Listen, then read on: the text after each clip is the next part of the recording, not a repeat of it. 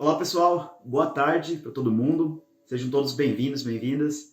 A gente vai começar aqui mais uma live do Cálculo Jurídico para falar de temas quentes do mundo jurídico relacionados aos cálculos, os desafios dos cálculos e da prática relacionada. Hoje a gente tem um convidado muito especial para estar aqui com a gente. Vou chamando todo mundo para entrar aí, entrando.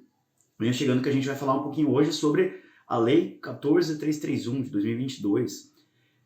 A gente já falou um pouquinho dela em outras lives sobre o divisor mínimo e hoje a gente vai aprofundar então os outros pontos dessa lei, junto com o Dr. Daniel Ribeiro, que é advogado especialista em direito previdenciário também. Ele vai estar aqui com a gente. Já vou chamar ele para entrar aqui na nossa live. Vamos entrando, gente. Hoje a gente vai ter um tema muito legal aqui. Deixa eu já chamar então o nosso convidado. Olá, boa tarde. Daniel, tudo bem? Obrigado. Bom dia, em poucos minutos será boa tarde.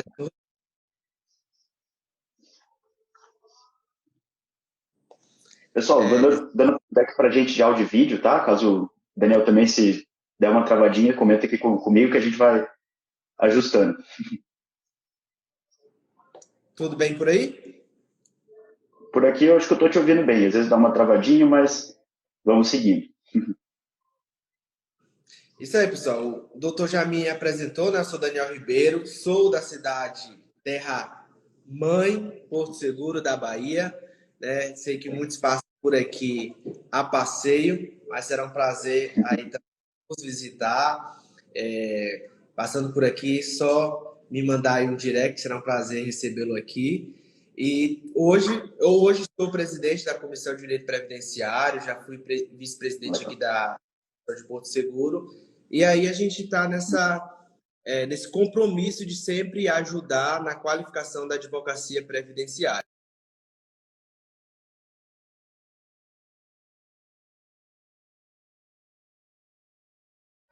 Tá indo bem. Pode seguir falando. Tá tudo bem? Travou aqui para mim. Tá tudo Tá, pode seguir, sim. Tá, ele dá uma travada, mas ele dá uma voltada, então eu vou só introduzir aqui, depois vou deixar você falar. pronto. Aí se der uma travadinha, você segue. Mas só comentando então, né, como eu estava falando, o pessoal que estava chegando ali no início, a gente vai falar então hoje, né, da Lei 14.331. O doutor Daniel vai compartilhar um pouquinho, né, da experiência dele, da prática dele, diante desse novo cenário, né, que essa lei trouxe. No contexto geral, ela trouxe 3 novidades, né, interessantes. A questão dos honorários periciais, que vai ser um pouco do foco da live de hoje. Trouxe os requisitos para a petição inicial, requisitos que a gente já, e aí acho que vale a gente fazer algum comentário, né, se é alguma coisa que já estava ali embutida na prática, se muda alguma coisa de verdade, assim, né, nas nossas petições. E a questão do divisor mínimo, a gente já tratou, né, em outra live. Então, mas essas 3 novidades principais, hoje a gente vai dar esse foco, então, à atuação em relação aos honorários periciais, aos benefícios por incapacidade. Então, Daniel, com toda a sua experiência, compartilhe aí para a gente, então, as suas impressões sobre essa lei, né, e como o advogado deve atuar diante dessas novidades. Exatamente. Essa lei, aí a 14.331, ela trouxe 3 principais pontos que o doutor abordou, mas ela é interessante que ela foi iniciada para tratar sobre os pagamentos periciais. E aí ela foi enxergar essas outras informações. Acabou que os outros pontos foram mais divulgados e observados pela advocacia do que o ponto principal da lei, que é a questão dos pagamentos dos honorários periciais. Então, por isso que eu vou trazer um pouco da origem dessa lei para entender a contextualização da situação. Vocês podem mandar perguntas por aqui, se tiver pausada, vão comentando. Divulgue aí a live para o pessoal, manda. Eu sei que é um horário agora, né? Hora do rush, hora do rango. Mas vamos, né, tentar ser breve e tentar ser de forma mais dinâmica aqui. O que acontece? Essa lei ela precisou vir porque tinha a questão do teto constitucional dos gastos que tinha ultrapassado, né? acabou que estava com aquele problema do pagamento das perícias, porque a perícia era decorrente da Lei 13.876 de 2019. Só que essa lei ela teve uma data de início e fim. Ela seria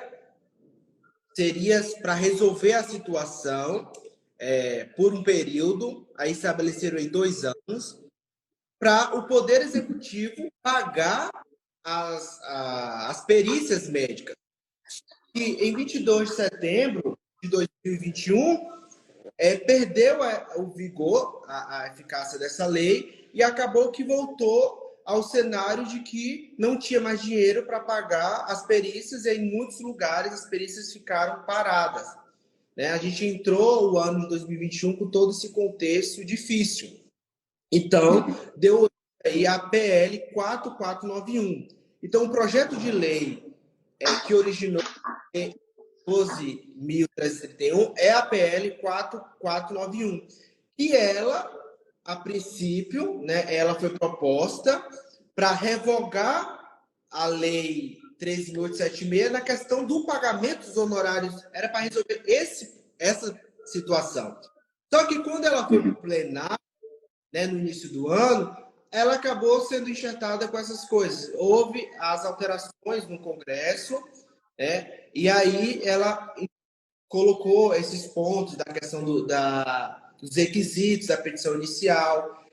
Também colocaram o temido o divisor mínimo, foi introduzida nessa lei. Então, ela rapidamente transitou e se transformou na lei ordinária 14.331, que foi publicada no mês passado, em 5 de maio de 2022. Dentre outros assuntos, a gente vai funilar apenas na questão do pagamento dos honorários periciais. Né? Alguns artigos só dessa lei que tratou, que modificou, na verdade, essa lei só veio para modificar a Lei 13.876. Né? Isso aí ficaram claros. Então, a gente vai tratar só esses artigos que modificou a lei e o que interfere na vida aí da advocacia previdenciária. A princípio, é a questão do custeio dos honorários periciais. Todos aí sabem que é honorários periciais, né? Que é a questão ali, o pagamento do perito responsável de fazer uma perícia no processo. Isso não só acontece no previdenciário, né, na Justiça Federal. Acontece na Justiça Comum, acontece na Justiça do Trabalho. Isso é regido pelo CPC, essa questão do pagamento, porque precisa de perícia, não é só perícia médica. Há outros tipos de peritos que ajudam, né, o juiz na questão, né, todos somos leigos em determinadas situações e que ajudam para poder um especialista fundamentar a questão para o juiz ser. Então, especificamente dentro do direito previdenciário, houve essa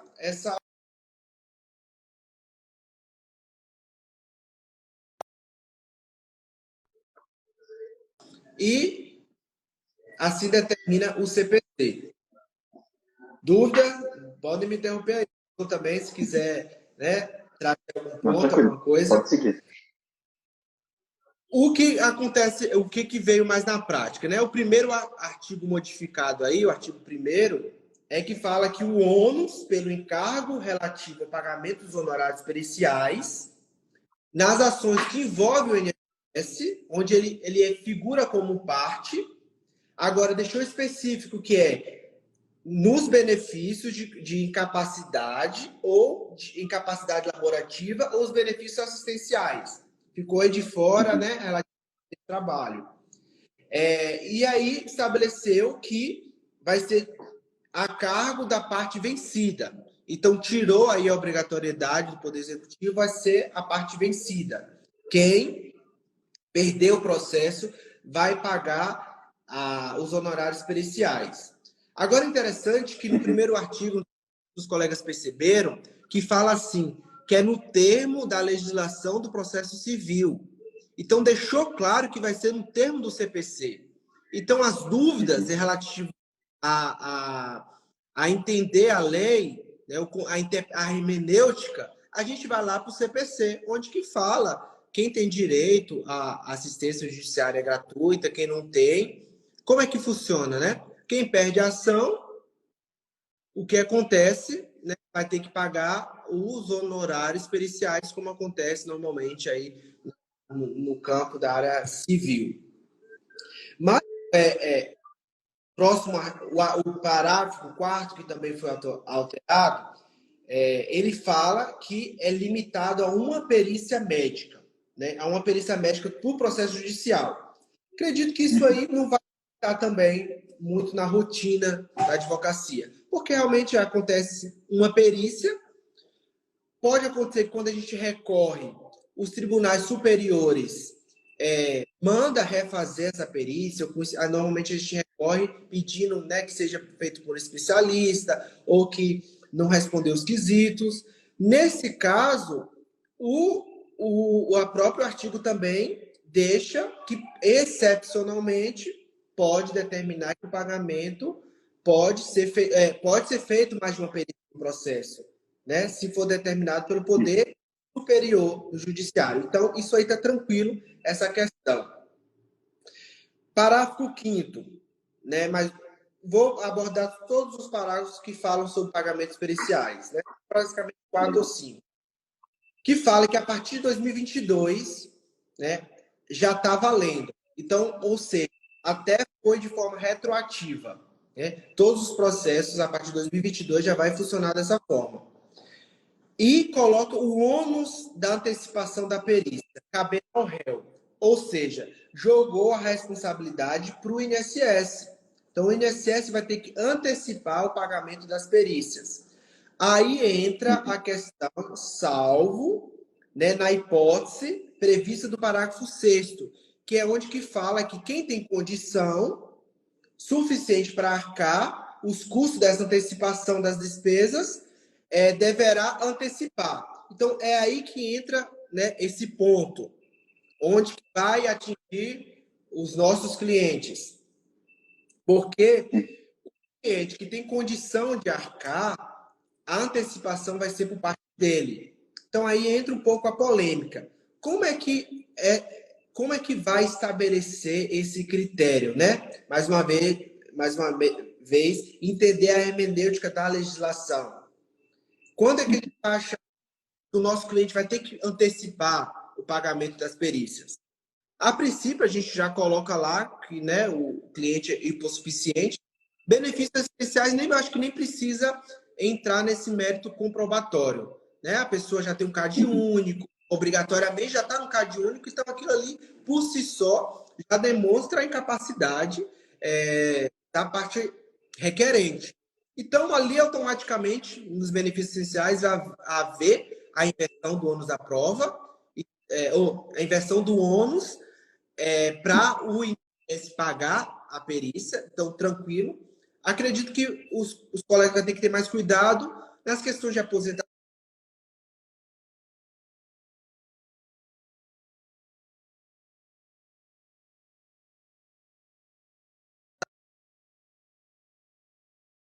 Ouvindo? Tá tudo ok? Tá ok? Sim, pode retomar. Uhum. Eu tô Aproveitar, tomar uma água, um café. Tá tudo tranquilo? Então, Acho que agora foi. das sugestões. Então, aí eu acho que esse ponto aí mais polêmico é a questão de quem vai pagar mesmo essas perícias, né? Quando você entra com um tipo de ação onde que talvez o requerente tem condição. Mas o que é essa condição, né? Isso aí não é muito estabelecido. Eu acredito que, estava olhando aqui, o TRF4, ele já coloca que o direito à assistência judiciária gratuita é o teto do RGPS, assim como funciona na Justiça Federal do Trabalho. Então, eu acredito que, por analogia, a gente vai seguir isso aí. Pelo menos eu acredito que seja dessa forma. O teto, né, da Previdência, 7 mil e pouco lá, vai ser onde que a pessoa tem capacidade ou não. Se a gente olhar assim, realmente é alto. Talvez uma pessoa que receba mais tem condição de pagar o perito, né, a perícia 200, 300 reais. Só que eu usaria essa analogia da Justiça do Trabalho. Até do próprio TRF4, outras regiões já tem estabelecido o teto. Então, se seu cliente recebe até o teto, a aposentadoria, o requerimento que você está fazendo, a RMI é abaixo do teto, acredito que você nem precisa ficar preocupado em questão disso. Vai ser da mesma forma. O INSS vai ser incumbido de pagar as perícias. Caso ultrapasse esse teto, você já faz a solicitação dessa antecipação do perito médico.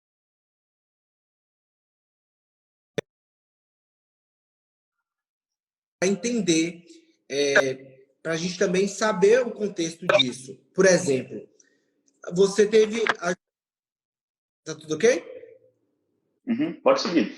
Teve a inversão aí, o INSS perícia, tranquilo, seu cliente não deferiu a justiça gratuita, não teve que arcar. Só que a gente vale lembrar que pode a parte contrária alegar qual a regra aqui do CPC, eu até separei aqui para vocês, né? Que pode requerer a pessoa superou no prazo de 5 anos, não é isso que fala? O CPC, ele discorre que tem 5 anos para cobrar. Então, assim, realmente pode futuramente quem não pagou, um dia pagar, se superar o teto. Acredito que isso também vai ser um pouco provável o INSS executar, a justiça executar. Isso não acontece na justiça comum, eu não vejo acontecer na justiça do trabalho, mas pela lei é possível. Ele teve a justiça gratuita agora, pagou a perícia, perícia, mas futuramente ele tem a renda, supere o teto, pode ser cobrado esse valor. Então, tem que ficar atento aí que tem até o limite de 5 anos para haver. Outro ponto também interessante que o seu cliente paga. Só um parênteses aqui. Falar. Não, é legal sim, a gente também se atentar que o processo às vezes pode ter uma duração que demore, né? Atenta a situação econômica do cliente na duração do processo também, certo? A gente consegue conquistar a assistência gratuita lá no início, que normalmente a pessoa que vai buscar um benefício por incapacidade ou assistência, ela já está numa situação econômica que é complicada, que ela consegue o deferimento da Universidade de Justiça e que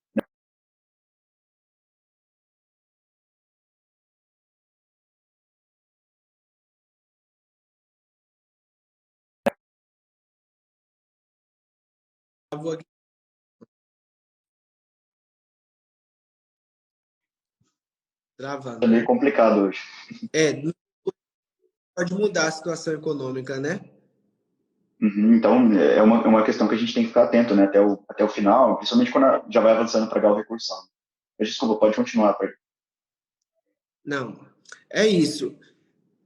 Também observar que se ele pagou se optou pagar ou se superou a renda e antecipou o pagamento dos honorários periciais, aí lembra que é a parte vencida que tem a obrigação de pagar. Ou seja, se seu cliente ganhou o processo e pagou a perícia, ficar atento que ele pode restituir o valor, né? Então, tem que pedir lá no processo para a restituição do valor dos honorários. Então, ficar atento em relação a isso também.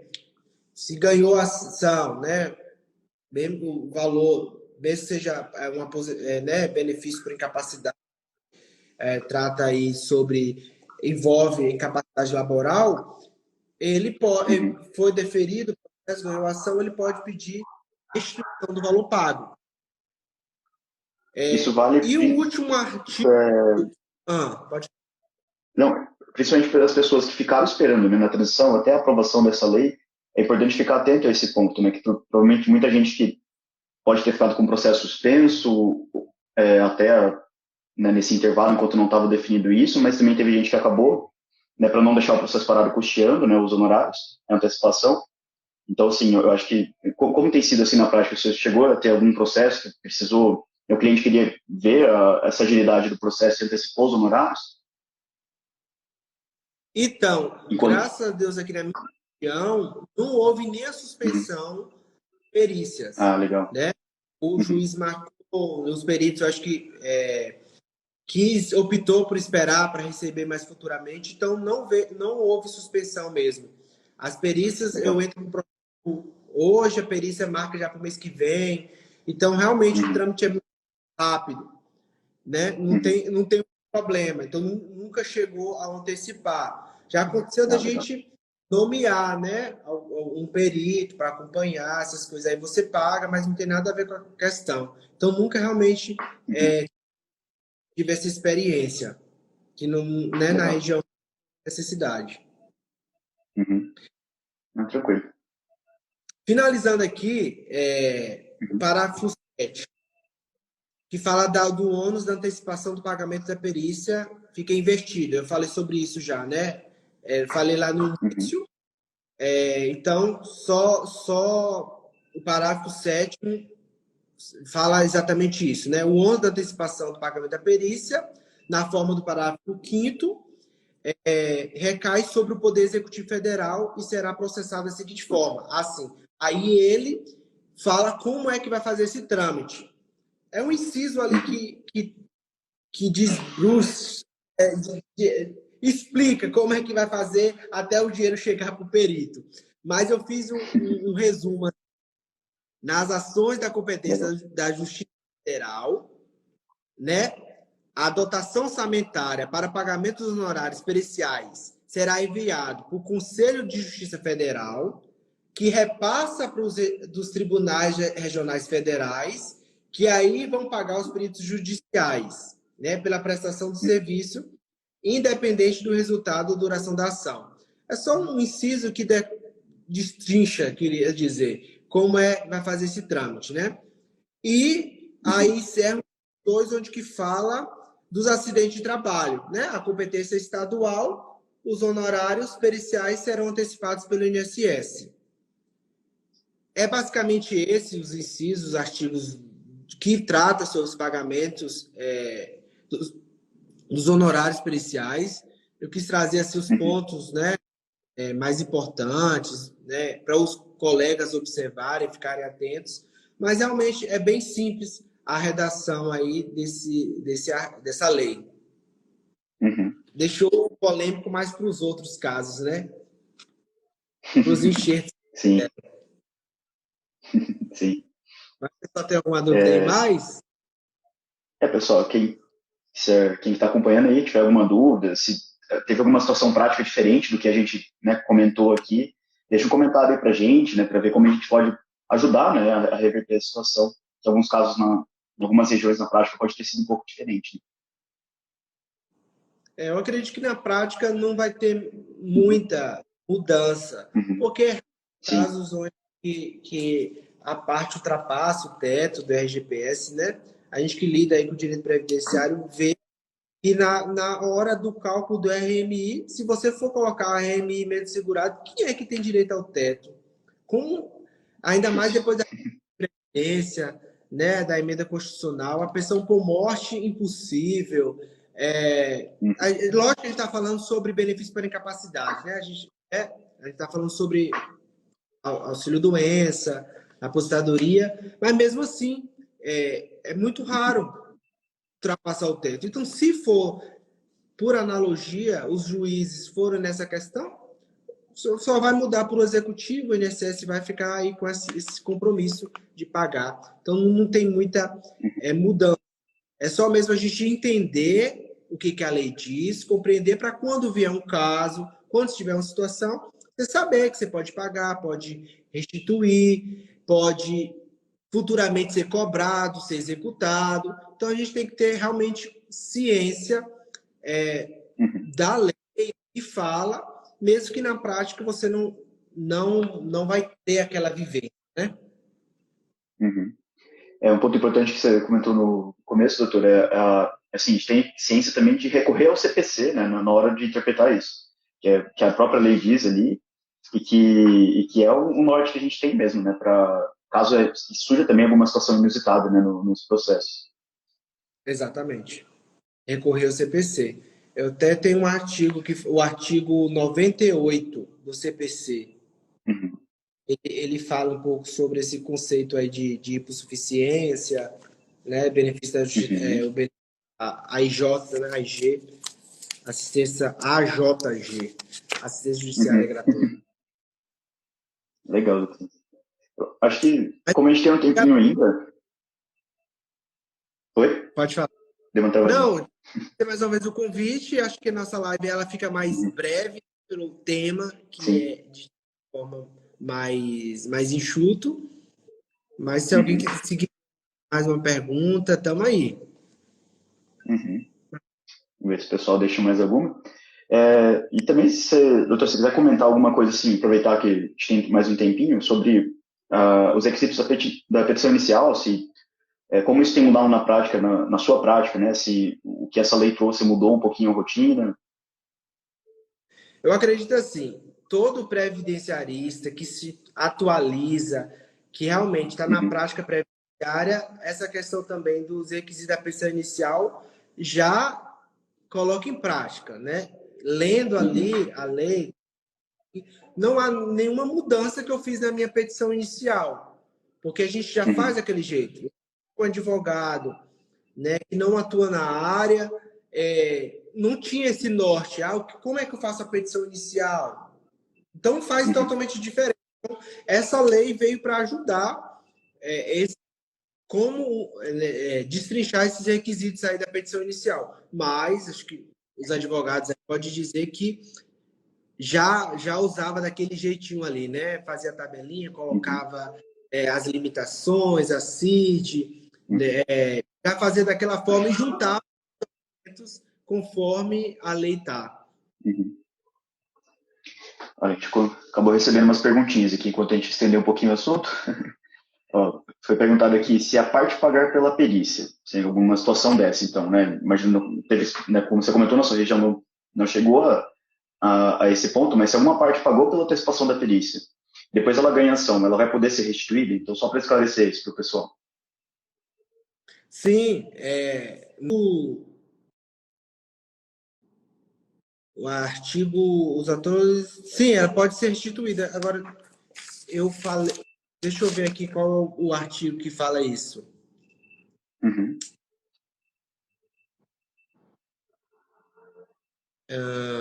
Once você recarregar sobre.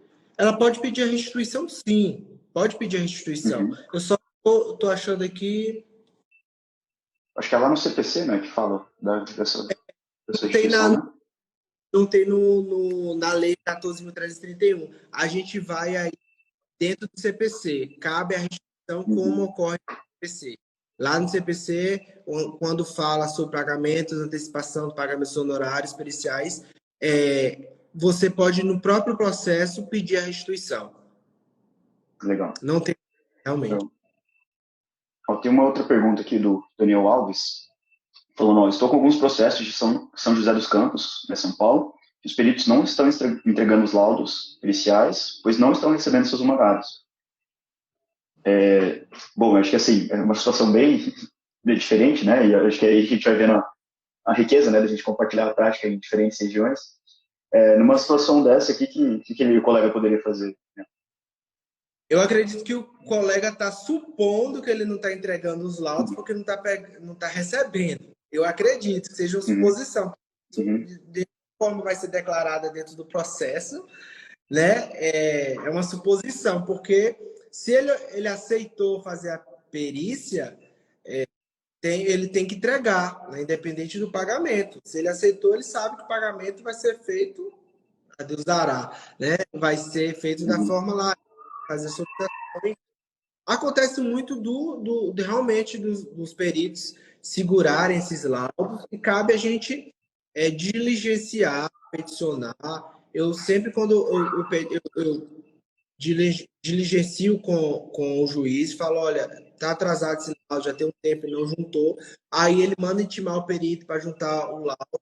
Então é isso, peticiona, faz o Uhum. requerimento com o juiz para que junte o laudo. Mas essa questão de receber ou não, se ele fez a perícia, ele tem que anexar. Uhum. Anexar o laudo. Até porque agora não garantiu, né, os honorários, então não teria por que ele segurar isso. O servidor informou que era isso, né? Nossa, é realmente um absurdo. É um absurdo eles não juntarem depois de ter feito a prestação de serviço, né? Uhum.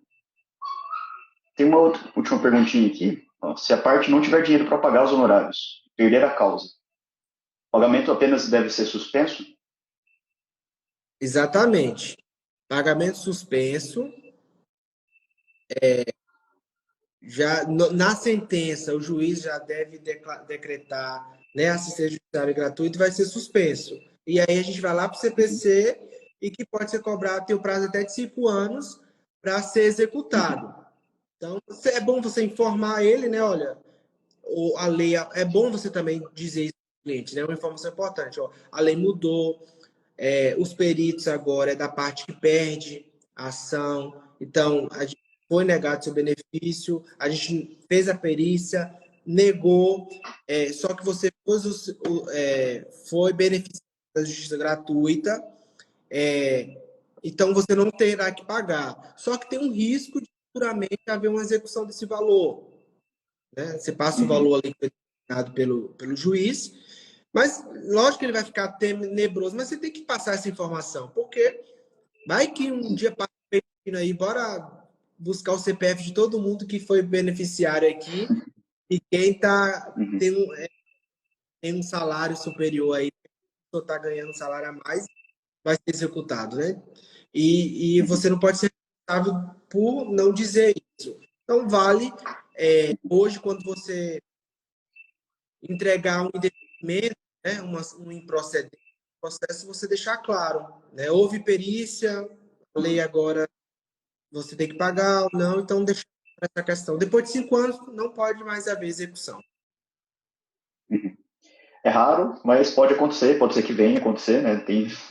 Em 5 anos as coisas podem avançar muito, né? A Receita também está se modernizando bastante, então Tem fazendo cruzamentos, né? cruzamento de dados.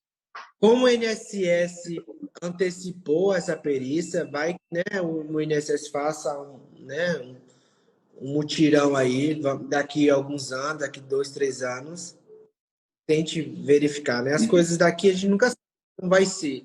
Isso tudo realmente. Exato. O cruzamento de dados hoje caça tudo, né? A gente assinou carteira, então todo mundo já sabe quanto você ganha, já tá os órgãos, né? O gov.br já é um cruzamento de dados total, nessa questão de quanto você contribui para o INSS. Bom, acho que é isso. Acho que acabaram as perguntas aqui. Não, Ver foi se alguém ótimo. tiver uma outra. Imaginei que Daniel, obrigado pelo convite. estou à disposição, pessoal. Obrigado pelo convite para a live. Obrigado pelas informações. Acho que, como você disse, assim, uma atualização assim, que não teve tanto impacto prático, mas é importante que a gente saiba, né, as consequências disso, projetando para o futuro, se precavendo, orientando o cliente. E saber também que isso também é, de certa forma, provisório, né? Essa lei prorrogou essa antecipação, mas pode ser que no futuro a gente enfrente outra situação como a gente estava, né? Até recentemente, até a publicação dessa lei. Então é legal que o colega que está chegando, né, no previdenciário tenha consciência desse histórico também para saber como atuar daqui em diante no futuro, principalmente quem atua, né, nas ações de benefícios por incapacidade, assistenciais de modo geral. Daniel, Exatamente. obrigado pela... É o carro-chefe de vários escritórios. É o carro-chefe de vários escritórios de advocacia, né? Com certeza. Pode o advogado dizer que não conhece da lei do processo. Então, realmente, o conhecimento, a sabedoria da funcionalidade e dos requisitos da lei, mesmo que a prática possa ser diferente, a gente tem o dever de ter o conhecimento dessa informação. Obrigado pelo Maravilha. convite. Bom Daniel, a todos. obrigadão mais uma vez. A gente se vê numa próxima aí. Valeu. Obrigado pelo convite. Obrigado. Tchau, tchau.